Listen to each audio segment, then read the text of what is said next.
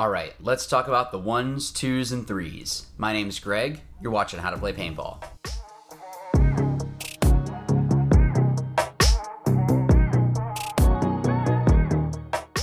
Okay, so I had a question on how to set up a gameplay, but part of that question was talking about what are kind of the roles of different positions in paintball. So what I'm going to do is, instead of showing you the gameplay right now, because on Wednesday the Chicago NXL layout will be coming out, so that'll be the next video, and I'll be going through all the angles of that. So after that video, what I'll try to do is put up, okay, here's some ideas of a breakout. Here's what I would try on the first weekend, or whatever it is. But it is important to understand what are the actual roles in a 1, 2, and 3 spot. So for some of you old school guys, that's going to be front, mid, and back. So they've kind of changed the terminology to 1s, 2s, and 3s, and that it's exactly the same as front, mid, and back. So I'm going to go and actually talk about what are the important things to remember when you're playing those actual positions. Okay, so let's start off with the ones, and these are going to be your front Dorito, front snake, and maybe even someone going up the center.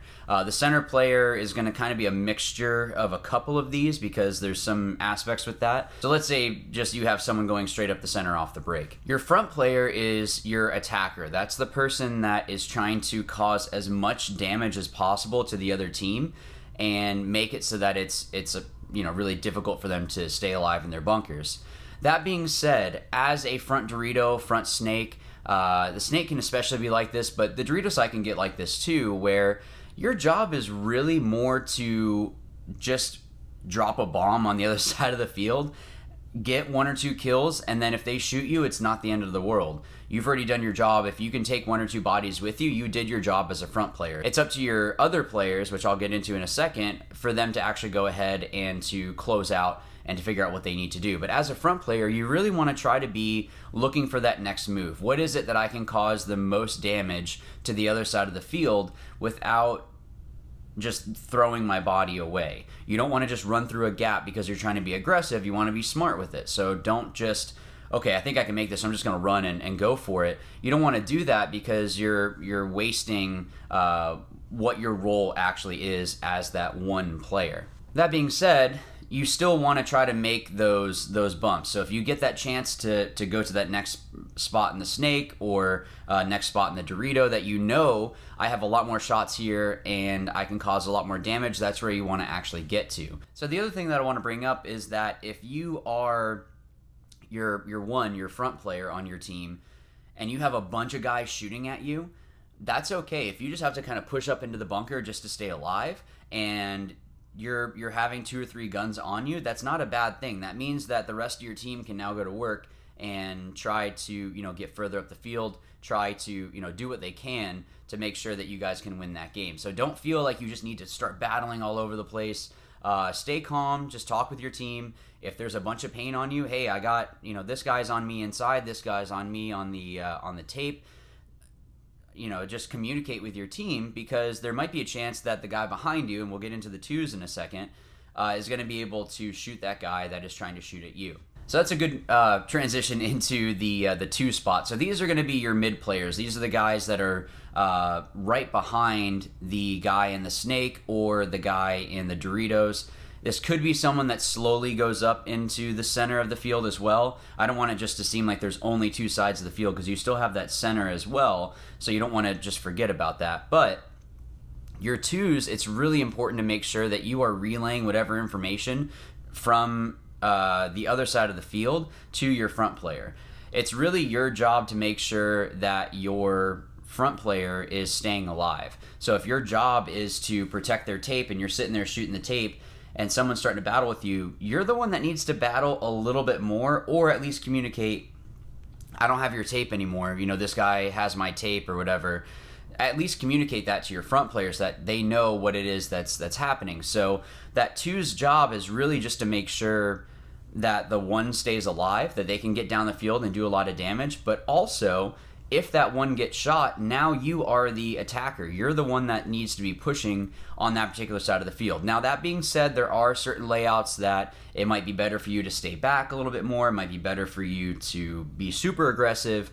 It might be better just to cross up and shoot to the other side of the field.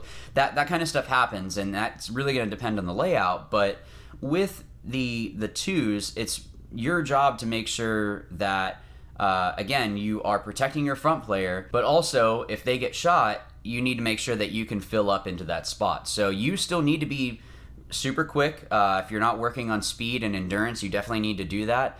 The two is going to be vital to closing out those games. It's going to be someone that is able to play that position just as well. So maybe they're not as fast as the one, but they still need to be quick. They still need to know when to move and how aggressive to be. And again, that's going to be dictated by what the field layout actually is. But with the two, you really need to make sure that your communication is on point, and that then you can go and close out games and just kind of know when to be aggressive. The other thing with the two is that you probably need to bring out more paint. The front players, those ones, those guys don't need as much paint. Now, there are going to be some layouts where you still need to go out with a lot of paint, even as the front player or as the one. And that's just, again, going to be dictated by who you're playing, how late in the tournament it actually is, and also what the field layout is. Because you need to protect your front player, they, are looking to be a little bit more sneaky than you. You still need to figure out, okay, I need to be shooting this gap or keeping this guy in, and that might mean that you're just sitting there, you're talking, you're dumping paint, you're making sure that down the tape they're protected.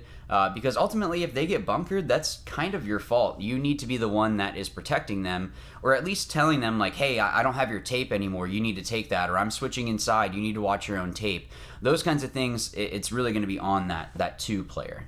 And then lastly, we have the three. This is your back center, kind of just your anchor. So it used to be that this was a lot of times your biggest guy on the team because, they're not as fast or you're just not as athletic. The way that X-Ball is, you still need to be just as athletic. Everyone on the field needs to be athletic. That's just kind of how it is. So everyone needs to be working on their fitness. That's just something that you need to be doing. That being said, though, the three's, I would say, main role is to make sure that the communication from the Dorito side to the Snake side is happening. The Snake side says something, it's their job, since they're going to be usually more in the center of the field, that they're communicating over to the other side of the field, and vice versa. If they're getting something from their left side, which might be the Dorito or the Snake, getting that over to the other side of the field, so that way all these guys know what's happening, all of these guys know what's happening. And you don't want it to be that you're having issues where, well, I didn't know there was someone in the Snake, or I didn't know that there was someone in the Dorito, and then that side says, well, I was screaming it the whole time. That three position, that's one of the most important things for them. Now, this guy is definitely going to be shooting a lot. Usually that's how it is with that three spot. You're that anchor. You're kind of figuring out, one, where do you need to go after the break? This is usually going to be someone that is laning, and they might stay in the back center a little bit longer than other people, or they might stay in another area in the back a little bit longer. But let's say that front player, or the one on the Snake side, gets shot out. That two, like I said, becomes the one now. They need to be the one that's aggressive. Well, that three now becomes the two.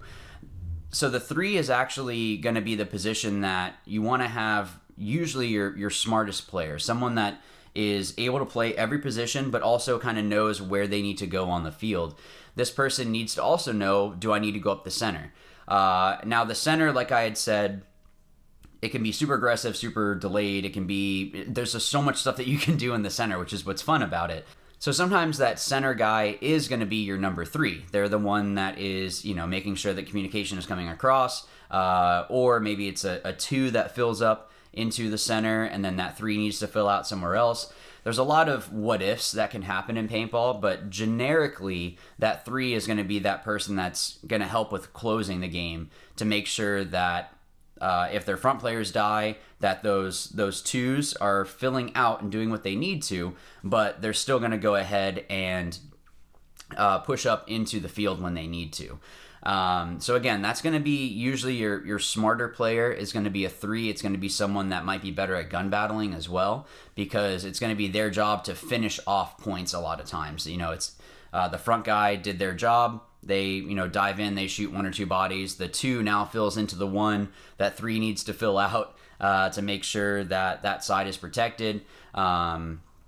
So, you know, as you keep eliminating players, that 3, it might be that they need to fill back into the center and then do other things. So there's a lot of what ifs with that position, but it's going to be usually a smarter player on your team. So again, that 3 is super important to make sure that you have a good communication with the other guys on both sides of the field. Make sure that everyone knows you're relaying everything back and forth. You're repeating everything that the snake side says or the Dorito side says all the way back over to the Dorito side or the snake side. You know, you're making sure that everyone knows what's going on, as well as knowing when do I need to help out the snake side more, the Dorito side more, do I need to go up the center? How is it that I can help close out points? So again, this is kind of a generic overview of the 1s, 2s, and 3s, or front, mid, and back in paintball. A field layout might come out that everyone needs to be hyper aggressive or everyone needs to be super defensive, and that happens. So you guys need to be able to adapt to that. But generically speaking, these are going to be kind of what it is that each of those positions, what their roles are on the field. So I hope that helps you guys out. I forgot the name of the person that had asked for this, so I apologize. Make sure that you are subscribed and that you like this video on Wednesday. So this is coming out on Monday, so that'd be the 27th. The 29th is when they are releasing, I think it's the 29th, is when they're releasing the layout for the 2019 NXL Chicago Open. So make sure that you are subscribed, so that way when I go over that whole video and all the different lanes that I'm seeing, all the different shots, because it helps me out, because then I can kind of get a jump start on the weekend before we have practice. But also, that being said, that means that I'll have some playing footage for you guys when we go out to go ahead and start practice this weekend. We get to try a bunch of stuff, so I'll try to make sure that I'm doing center stuff, doing stuff in the snake, doing stuff in the Doritos, playing more of a back position, so that way it helps all of you guys out, but it also helps me out because then I can know where different shots are on the field. So again, thank you guys so much for watching. I mean, we're 300 subscribers, under 10,000 subs. Like, that's crazy. So thank you so much for your guys' support. There is some stuff in the works I will have for sale, so hopefully that will be ready soon. I won't say anything yet, so just make sure that you guys are subscribed, and that way you'll know exactly when and where you can go ahead and purchase those items. So I guess I'll see you guys in the future videos, but as always, remember, watch, learn, win. Thanks.